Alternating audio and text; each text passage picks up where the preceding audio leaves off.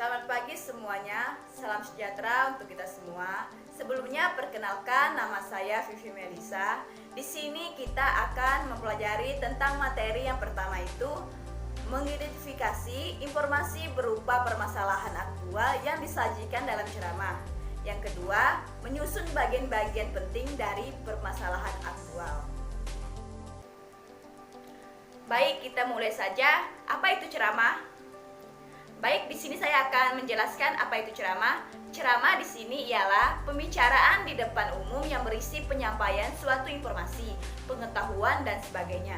Yang menyampaikan adalah orang-orang yang menguasai di bidangnya, dan yang mendengarkan biasanya melibatkan banyak orang. Medianya bisa langsung ataupun melalui sarana komunikasi, seperti televisi, radio, dan lain-lainnya. Selain itu, ada pula yang dinamakan dengan pidato dan khotbah. Apa itu pidato? Pidato ialah pembicaraan di depan umum yang cenderung bersifat persuasif, yakni berisi ajakan ataupun dorongan pada khalayak untuk berbuat sesuatu. Dan yang kedua, ada khotbah. Khotbah di sini adalah pembicaraan di depan umum yang berisi penyampaian pengetahuan keagamaan atau praktik beribadah dan ajakan-ajakan untuk memperkuat keimanan. Baik, kita lanjut ya. Di sini saya akan menjelaskan tentang jenis-jenis informasi.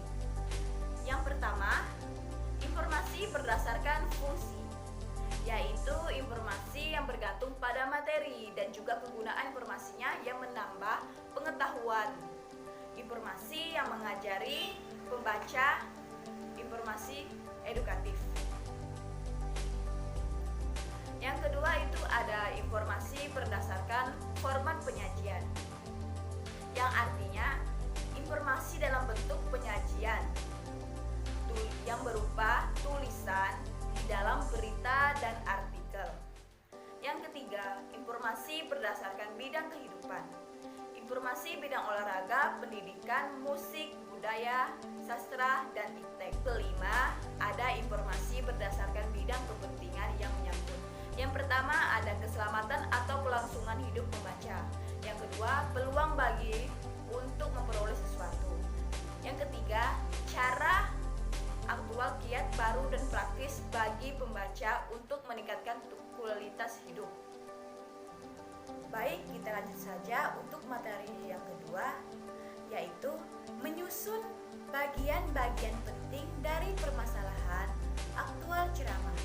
Yang pertama, dalam pembuka yang berisi sapaan kepada hadirin atau pendengar. Yang kedua, pernyataan pendahuluan yang berisi ucapan terima kasih dan rasa syukur kepada Tuhan Yang Maha Esa. Yang ketiga, paparan isi yang menjadi inti pokok ceramah yang disajikan. Yang keempat, pernyataan simpulan yang menjadi inti ceramah yang disampaikan. Yang kelima, pernyataan yang berisi harapan yang diinginkan di ceramah agar dilaksanakan oleh pendengar. Yang keenam, penutup yang berisi ucapan terima kasih, meminta maaf, dan salam penutup. Kita lanjut kembali, yaitu langkah-langkah menyusun ceramah adalah sebagai berikut. Pertama itu kita harus menentukan tema. Tema di sini ialah gagasan pokok yang akan dijelaskan penceramah kepada pendengar sebelum membuat teks ceramah. Yang kedua, mempelajari latar belakang pendengar. Latar belakang pendengar seperti pendidikan, usia, pekerjaan, tempat tinggal, dan lingkungan sosial yang harus dipertimbangkan ketika hendak berceramah. Yang ketiga, menentukan durasi. Durasi sini bisa disebut dengan waktu. Waktu yang disediakan akan menentukan cakupan materi dalam berceramah. Yang keempat, menyusun kerangka. Pertama urutannya, yang pertama ya, yaitu ada salam pembuka, kedua pendahuluan, ketiga isi, keempat simpulan, kelima harapan-harapan, dan yang terakhir penutup.